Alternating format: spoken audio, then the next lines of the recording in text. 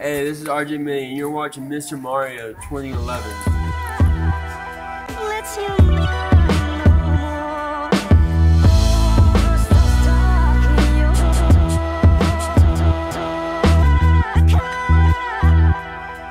Hey, so what is going on, everyone? It is me, Mr. Mario, and today I've been seeing this everywhere for the past few days, and I just wanted to make a topic about it. I wanted to make a video about it, a commentary, whatever you want to call it. I wanted to talk about it, but man, Apple, what happened? Like, seriously, what has been going on? In case you don't know, I'll fill you in. So right now, while I'm filming this, it is a Wednesday. It is September 24th.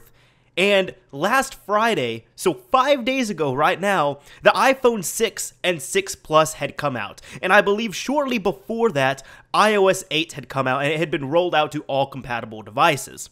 Now, of course, the iPhone 6 and 6 Plus are supposed to be the flagship devices from Apple that are supposed to represent, you know, what iOS 8 is supposed to be. Well, first off, the main piece of news that has been coming out is that the iPhone 6 and 6 Plus have been bending. Now, in case you don't know, they do have aluminum cases and all that. Just they're built with aluminum is what I'm trying to say. Unlike the other iPhones and unlike most phones out right now, because most phones still use plastic. Now, here's the thing. As you might know, play with aluminum foil. It's quite malleable. It's quite bendable, whatever you want to call it. And these phones have been bending.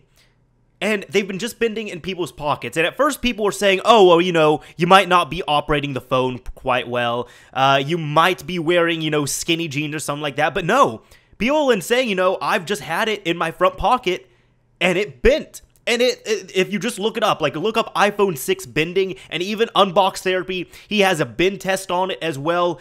This phone bends way too easily. And it is a well-known problem, a lot like with what happened with the iPhone 4 when that came out years ago, where there was some issue with the antenna, so Apple even addressed it, and they said, if you are having issues, contact us. We will send you this bumper for free, which should correct the antenna issues. However, I don't remember exactly what it was. I think people actually liked that it was quote-unquote broken, because a lot of people were saying that they were just able to, you know, keep their phone flat and answer a call that way. They were able to answer their calls easier, so it was kind of a nice break at the same time, but it was not how the phone was designed to function. But there have been some people, like someone I know on Instagram, he was kind of reporting about it on his Instagram account, and he was saying, you know, the iPhone 6 and 6 Plus are reportedly bending after prolonged usage, and I commented on there, and I was like, dude, the phone came out 5 days ago. There's no possible way you can tell me that is prolonged.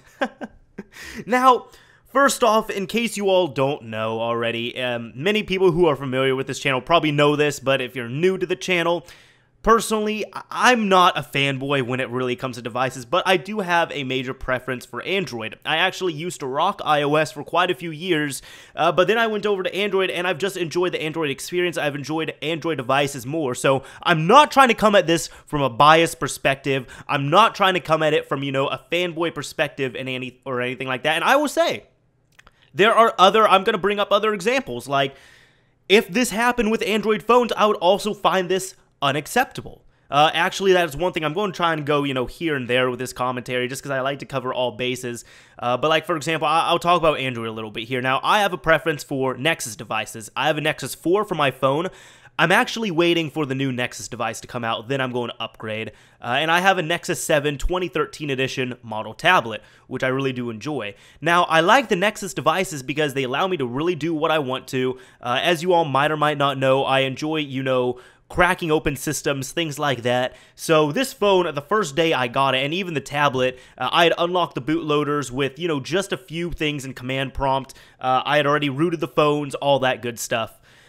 While as with other phones, for example, I wanted to get a Note 4 at one point. Then I realized I really don't like how Samsung does, like what they do with their stuff. They put out way too many phones per year for a company. They put out way too many devices. I've had bad luck with their previous devices. I know several people that have had bad luck with their previous devices, and I don't like TouchWiz. Now, there might be people who say, oh, well, Mario, you could just go ahead, root the phone, you could put on a new ROM, whatever you want to. Well, listen, while that is true, one, I don't like how Samsung handles all their stuff. They don't want you to touch their phone at all. They want you to use TouchWiz.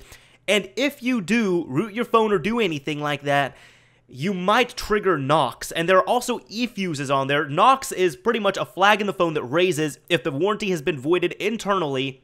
And as for the e-fuses, that means once you upgrade your phone, you cannot downgrade the phone. So there are quite a few things there that I just don't like. They are way too proprietary for me. So I wasn't wanting that, but mainly even with all that stuff, when people are saying you could flash over new ROM, you could root it, my opinion on any device is this, whether it be, a phone, a game system, whatever it is, you should not have to modify the device to make it usable. You should modify the device for your preferences to make it, to enhance the device for yourself, but you should not have to modify the device just to make it usable. That is my thing. If you have to do that with a device, it is not a good device, no matter what it is. Now, going back to any type of warranties, anything like that, people might say I'm just wanting to hate on Apple or anything like that, and this has been done with many other products in the past. For example, I cover a lot of Xbox 360 content on here. Let's talk about the Xbox 360 a little bit. Now, the Xbox 360, when it retailed, it was retailing for $300 and $400. There were several people, when the 360 first came out, it had a 3-month warranty. Many people had their systems break within 3 months, 4 months, maybe even less than a month. Many people had dead-on-arrival systems. Now, yes, Microsoft upped the warranty, and then they upped it again, and when they made their 5th motherboard, the Jasper motherboard, they finally mostly corrected the red ring issue. But is that okay? It really isn't. They corrected it later, but what about all the other people that had gotten screwed over before? And this should have been an issue. It was an issue that should have been cleared prior to everything, prior to the launch. But no, it wasn't corrected. And it wasn't corrected in the 2nd motherboard, or the 3rd motherboard, or the 4th motherboard. It was finally corrected once the 5th motherboard rolled around. And this was still the same console. It's not like we were going from iPhone 3 to 3GS to 4 to 4S. We weren't doing anything like that, no. That was what was going on with the system, and that was unacceptable. That is a $300 or $400 device that is failing. And same thing with the iPhone here. These are $600. I think the iPhone 6, doesn't that retail? I believe it retails for $600 or $650. And the iPhone 6 Plus retails for about $1,000. And from what I know, from what I have seen, the iPhone 6 Plus is actually easier to bend, and it is more prone to worse bending compared to the iPhone 6, just because of how big it is compared to the iPhone 6. Now, I also want to talk about iOS 8 for a little bit as well. iOS 8. What can I say about this? Well, I've really heard nothing but issues about it. Now, in previous iOS upgrades, I had heard issues coming out of the beta program, out of the developer builds, but this has had insane issues. I know several people, and you might be saying, oh, well, it's just people who are really techies, geeks, they know about phones. No, I know people that are everyday users who just want their phones to call, to text, to get on Facebook, and to post pictures onto Instagram, and maybe Snapchat once in a while, and they are complaining about iOS 8. I actually had a friend of mine recently, I was over at her place, and she has an iPhone 5S, I believe. And she was complaining, she was just trying to take a picture, and she started complaining about iOS 8, and I asked, wait, are you having issues? And she said, yeah, ever since I upgraded, I've been having issues with this.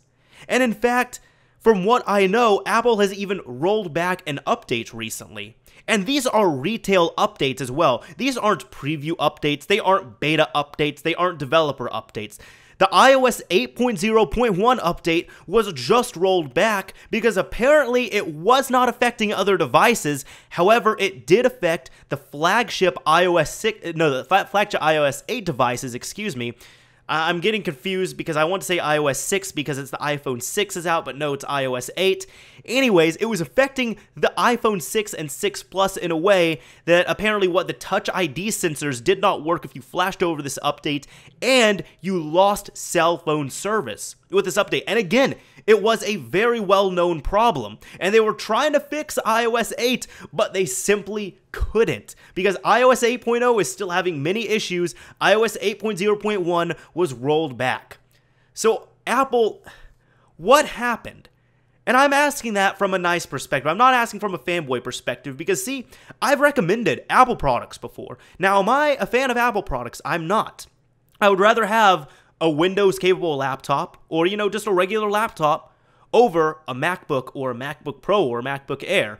I would rather have my desktop right here over an iMac. I would rather have an Android phone over an iPhone. However, I will say, there were, you know, several pictures floating around with comparisons. Like, I thought it was funny, but people were comparing, you know, the iPhone 6 to the Nexus 4, which, you know, the Nexus 4 is about a 2-year-old phone now, and, you know, they were trying to compare and say, yeah, the iPhone 6 is kind of 2 years late to the party.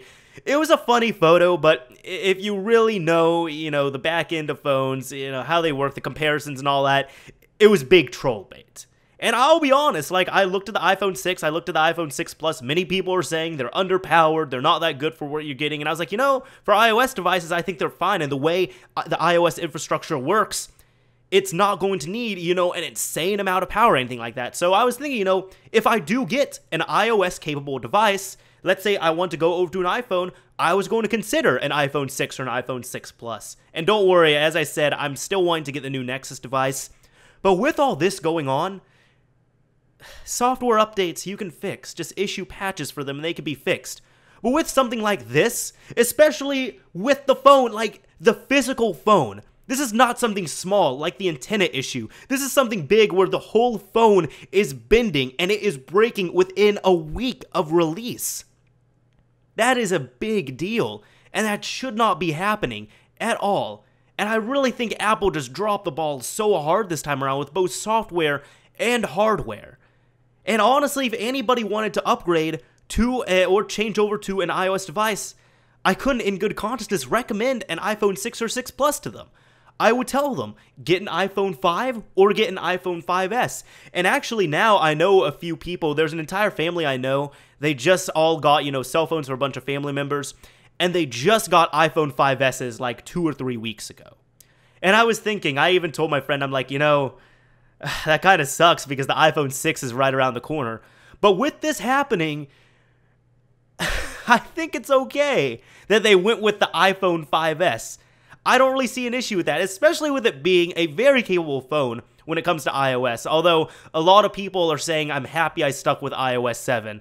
And if anything, I would recommend, if you want a new iPhone, just get a 5S, just stay on iOS 7 or downgrade to it, and you'll be good for now. But this is just mind-blowing to me because I haven't seen Apple drop the ball this hard ever, and it's been a while since I've seen the company, any company, really drop a ball like this. When something big like this retails, especially since iOS devices really only come out, you know, once a year. There's, well, now, you know, technically twice a year because the iPhone 5C and 5S came out last year, but they came out at the same time. Same thing with this. Now we have the iPhone 6 and 6 Plus. But really, I don't know what happened with this release. If anybody, you know, wants to say their thoughts on it or anything, let me know.